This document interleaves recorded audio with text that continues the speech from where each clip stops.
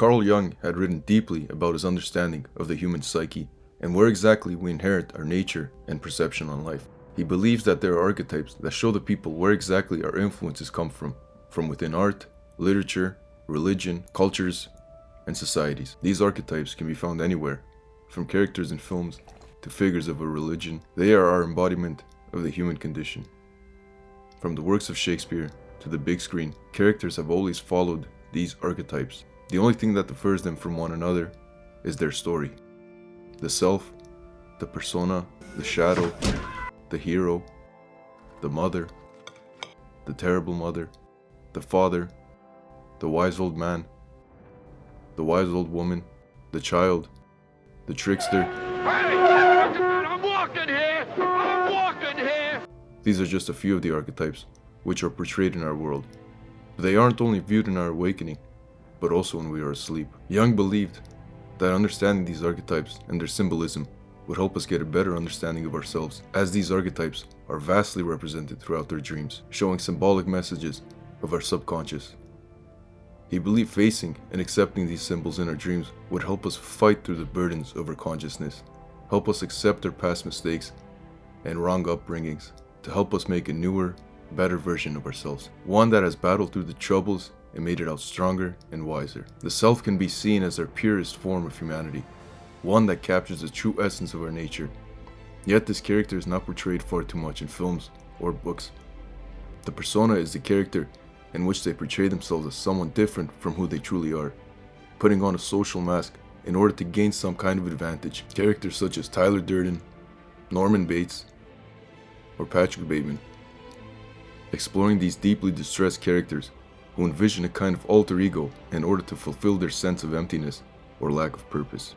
The shadow is a character in which they represent the unconscious and the repressed aspects of the human condition.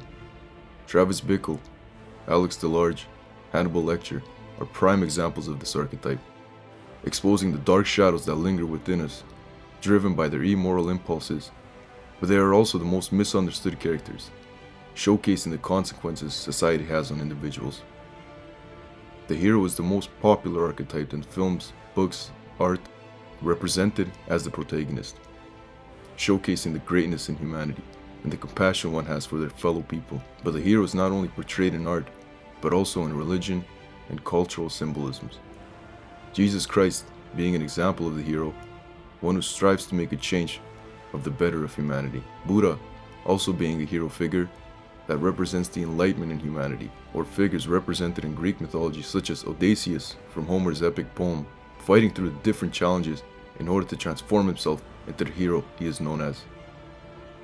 The terrible mother is another popular archetype represented throughout our history. Characters that first come to mind is Cinderella's wicked stepmother, or Beau's mother from Beau is Afraid, or even Carrie's mother. These characters all portray one desire in common, the desire of control. They control their sons and daughters with utmost oppression, controlling their perspective on life and having indoctrinated these characters as seeing the world as hideous and unpleasing. But why do these characters speak so heavily of the truth? Because Carl Jung believes that the relationship one has with their mother is what can be the cause to their psychological distress, showing the influence and control they have on their children and how it captivates their future lives. These are just a few of the archetypes to explore, but when we take a deeper look into them, we begin to see patterns of their influence on our perception of life.